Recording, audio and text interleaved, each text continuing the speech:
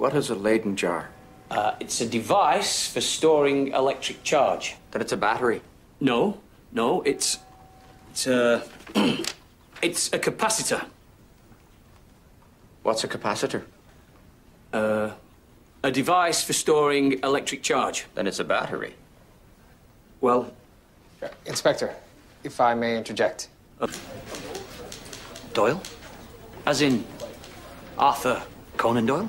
One and the same, sir. Mr. Doyle. Thomas Brackenreid. Inspector Thomas Brackenreid. Call me Arthur. Arthur, I'm a big fan of yours. A bit of a shocker what happened in your last Sherlock. I trust you'll find a way to bring him back, no doubt.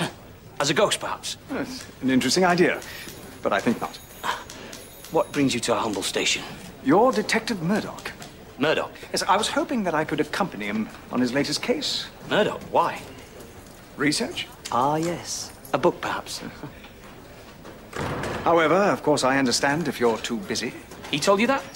Well, sir, with the Aiken murder and... Nonsense, Detective. I think you two make a lovely couple. Now, do you need some office space? Perkins, clear out your desk. This way, Arthur. Well, thank you. Which one's Perkins? The big lad. Ah, he is a big lad, isn't he? Yes.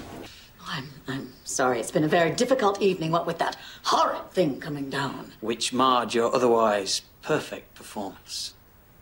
Oh, thank you. Note the form, Arthur. My character, in battle against that ferocious hound on the cliffs. Yes, of course. The climactic boxing match between man and dog.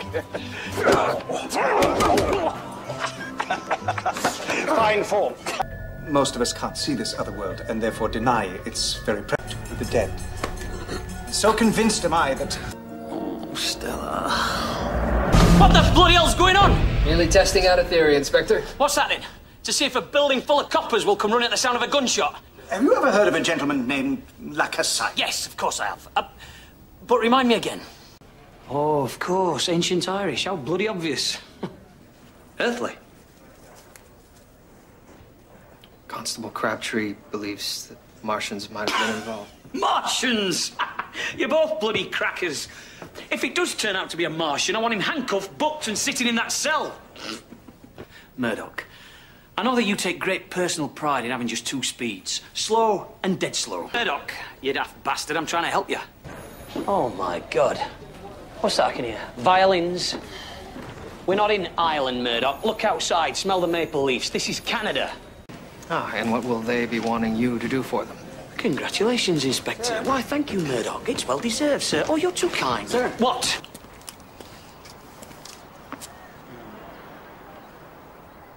Then, the pansy. Who's got the pansy?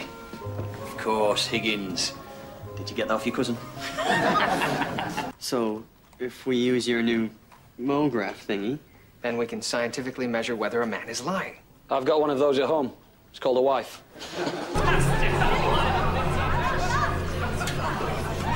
Nobody move! There's only one way to find out. You won't find anything left in there. Yes, absolutely, sir. What's that, sir? I'm afraid we're having problems with the line at this end. I can hardly hear you, sir.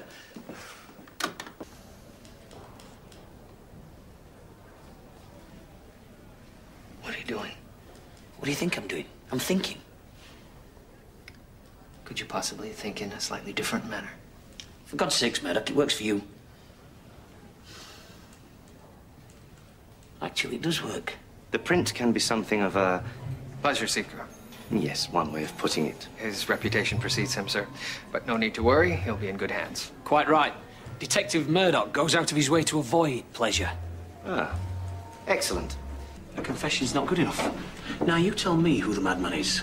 Crabby. No, I was just wondering why Maggie Gilpatrick would cover her tattoo. To keep that crazy father of hers from beating the bejesus out of her. Very good, sir.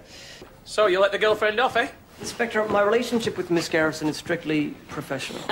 Hey, Romeo, it's me you're talking to. Of course it is. Sir? Dr. Auger wants you back.